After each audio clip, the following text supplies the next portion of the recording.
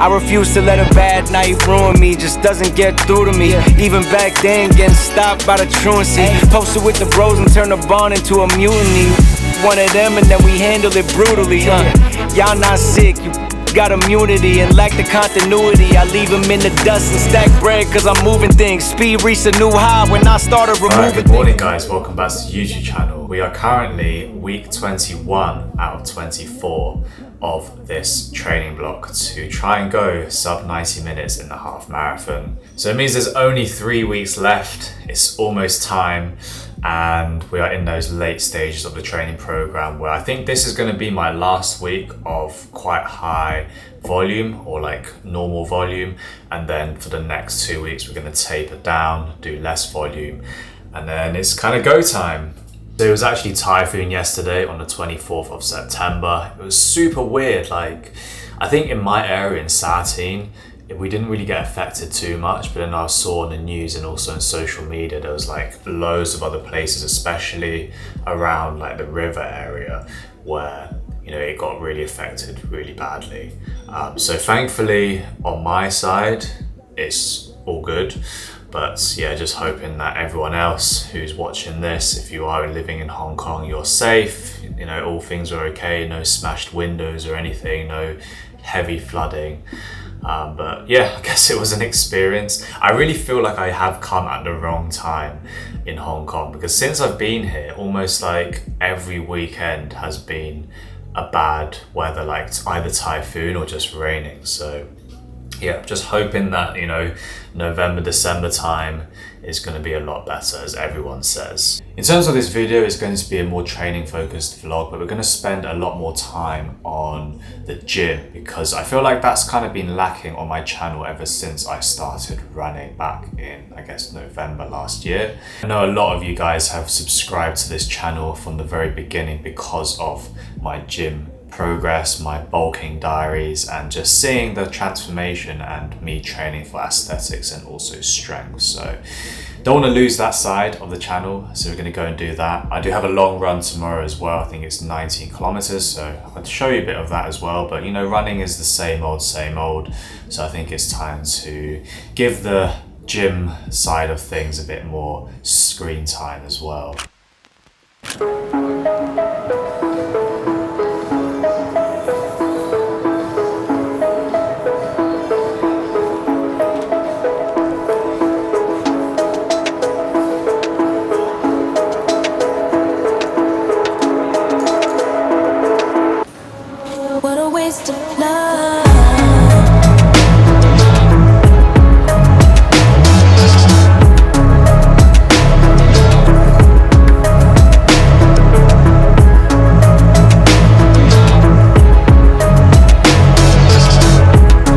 So that is the first exercise done. We went for a very heavy single on the pull-up. Went up to 48 kilos, which is pretty nice. I haven't done 40s in a long time, and I think I kind of got it. I mean, there's probably maybe an inch or so that I could probably squeeze out at the top, but I'll take it. So then next up, there are some accessory movements. Just gonna go through some vertical pulling and some horizontal pulling as well. And then we're gonna end off with some shoulders. Usually I'll normally do biceps, but my arms are pretty in a decent position. I'm pretty happy with how big they are. Don't really want them to get too much bigger, honestly. Kind of want bigger shoulders. You can never have too big shoulders, it's a natural. So yeah, very standard movements. Let's go.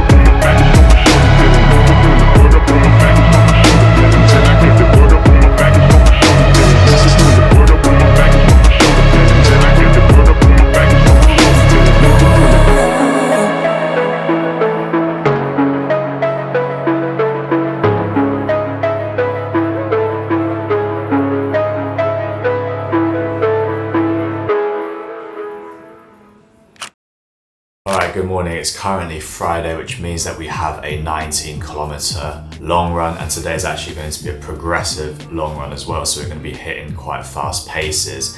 Actually got this parcel from Lululemon a couple weeks ago, but I haven't actually had a chance to open it yet because I did want to film it for YouTube. And it's really nice that the team have sent me a couple of their pieces from the Fast and Free collection. Yeah, just again reinforces my decision that the move to Hong Kong was actually a good one, because I think brands are seeing the work that I'm doing in terms of fitness and kind of like inspiring people through my content, and they are giving me opportunities and they are gifting me stuff, which is good. It's a good start. Definitely not paying the bills yet, but definitely in the right direction. They asked me to pick out a few items and I went for the Fast and Free half tights. These are the 8-inch half tights, and I've heard really good things about these from other running influencers, saying that these are probably one of the best half tights. And whenever someone says the best, I'm always a little bit like, are you sure it's the best, or is it because you've been given them?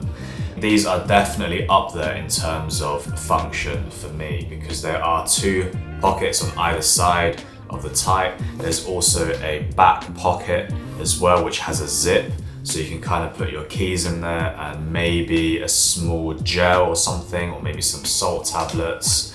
And there's also these 2 elasticated bits at the back where you can actually maybe hang your t-shirt or maybe a small towel.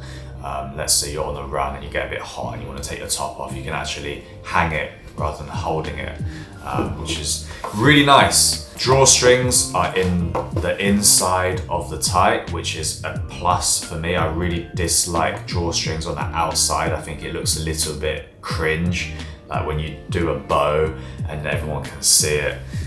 So that is really good. And overall, I just think the quality of the material as well is really nice. Like, look at this bit here where it kind of joins together, like the inside of the thigh. Definitely haven't really seen that done with a lot of half tights before. A lot of people have actually asked me about the half tights that I have previously been using, and these are the ones that I've been using a lot. These are actually just Amazon half tights. I actually got these on Taobao because it's the same thing. But these were actually probably my favorite half tights, and to be fair, some of my friends back in London, they also say that these are the best half tights that they're using, and they run like 2:30 something marathons. So, you know, it's not all about, you know, the big brand that offers you that function. And moving on, we have a singlet or tank top, Fast and Free tank. I don't really wear tanks too much, especially these ones where the shoulder width here is a bit thin, but I think it looks okay. The color is quite nice. I don't really own many bright colors, so that would be quite nice too. So a bit of a change for my wardrobe. And then also this t-shirt as well. I did want a t-shirt which had a really nice graphic on it, but they were out of stock, unfortunately. So they ended up giving me this grey shirt. I'm not too sure how well this fits, to be honest. Definitely not as good fitting as the one that I previously wanted, because I did go and try that in store. But nonetheless, super grateful for the gift. Shout out to you, Liana, from the Lululemon marketing team. And yeah, I really can't wait to wear these on my run. And while we're on the topic of just material items, I also picked up this Coros heart rate monitor. I've become one of them.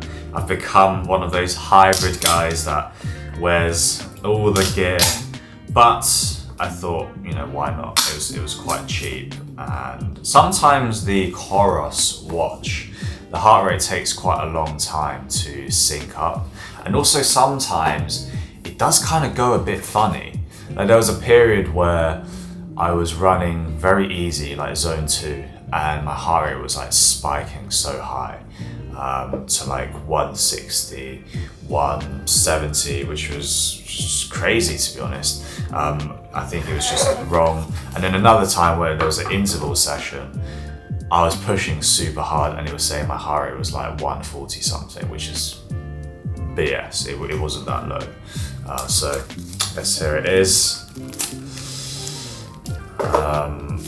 Just need to figure out how to actually sync it now. Where do you think this little heart rate detector should go? Should it go like on the vein like that so it can measure the heart rate itself? Or should it go, I'm not too sure actually. But I think that feels quite comfortable. Yeah, I don't know. Kind of looks a bit weird, to be honest. Doesn't look as cool as I thought it would. Yeah.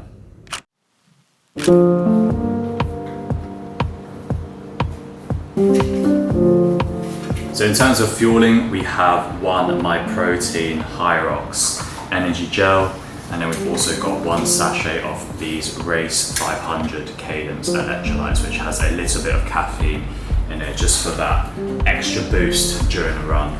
I'm going to take the energy gel probably around 10k in, and I'm actually going to take it this time because I need to practice maybe fueling, because in my actual attempts, my actual half marathon trial, I reckon I will take maybe 1 or 2 of these every half an hour or so.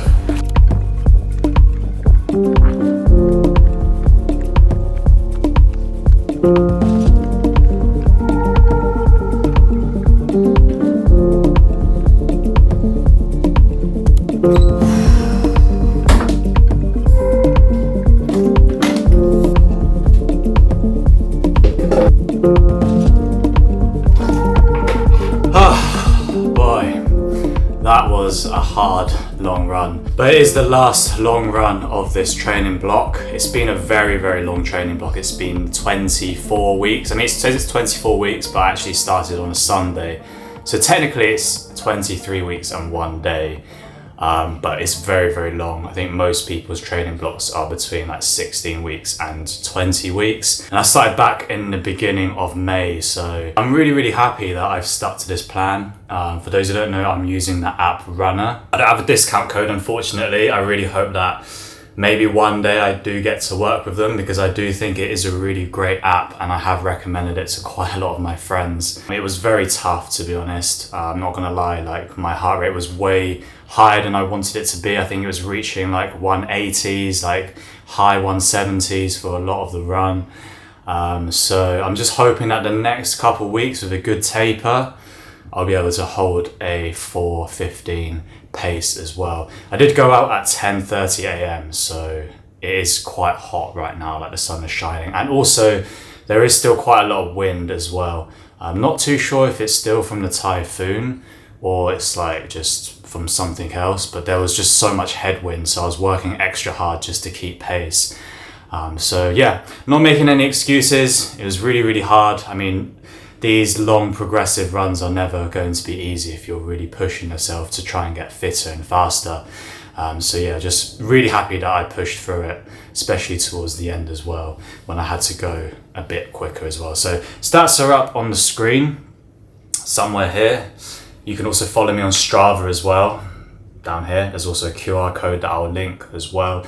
So you can, I don't know, if you're nosy about my stats and to see my progress, because I do think it is quite nice, because I was never really a runner. I really hated running. I only started running in November, and I think I've said this a lot of times as well, like the longest I've ever run since starting my London Marathon training block was 11 kilometers. So just to see how far I've come from last year, not even last year, like almost, I mean, it's what, like 10 months to where I am now. Like I'm holding paces which I've never imagined I would be able to do for that amount of distance. So yeah, I'm just really excited to see what I can do in the next few training blocks as well. So yeah, gonna shower, I'm super sweaty, and get some food as well. 食飯係啊，一定要食菜。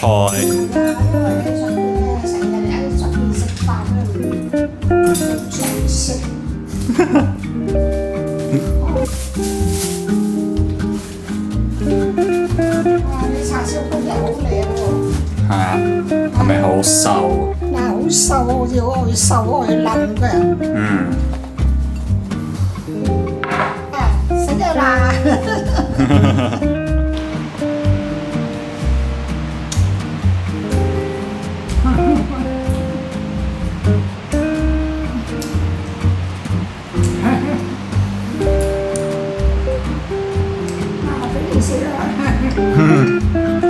呢啲係咪魚蛋？係啊，魚蛋。佢就唔係一粒粒嘅啫，佢就一片嘅。一片。哇，好唔好食啊？幾好喎！好食。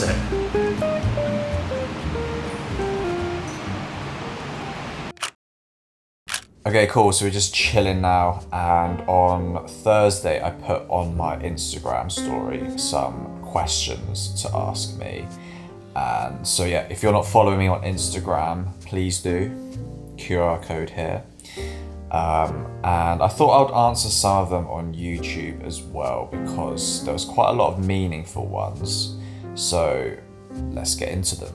Okay, we're gonna start off with quite a deep one. What is the one thing you would have told the early 20s version of yourself? And I think it's very difficult, this one, but I reckon I would have enjoyed life a little bit more. Like I would have told myself, don't worry too much about what the future holds. Like make mistakes, like try everything. Don't just, trot along and just think that, the journey is gonna be laid out for you. But enjoy life, like go out, be with your friends a lot more, go on more trips. I think early 20s is a really nice time in your life where you don't really have to worry too much. Like you've still got your whole 20s ahead of you. And now that I'm almost 30, I feel like, I still have time, like I'm still young in this city, but I'm not 20, I'm not early 20s where I can just enjoy and not really worry too much about next year or the year after. I feel like now it's time to kind of use the time a bit more wisely. Like I can still enjoy life as well, for sure. I feel like at any stage in your life you should be enjoying, but now it's time to really hone in on the skills that I've learned and try and make something of myself. Whereas early 20s, I feel like you can learn everything, be curious about anything and everything, and just try a lot of different things as well. Yeah, so enjoy life a bit more. Can you make a Canto only YouTube video? 而家我個中文唔係咁好，所以而家 still 講 English, but 希望 in the future I can do a Cantonese片. Do I do private PT sessions? Not right now. I can do. I'm thinking of maybe doing some online coaching as well, if that's something that people are interested in. So maybe leave a comment down below if that's something that you might want to do, and I can look into it. Similarities/differences between London and Hong Kong. I think similarities is that Hong Kong is still fairly Western. Like there's a lot of English influences in Hong Kong because it used to be an ex-British colony.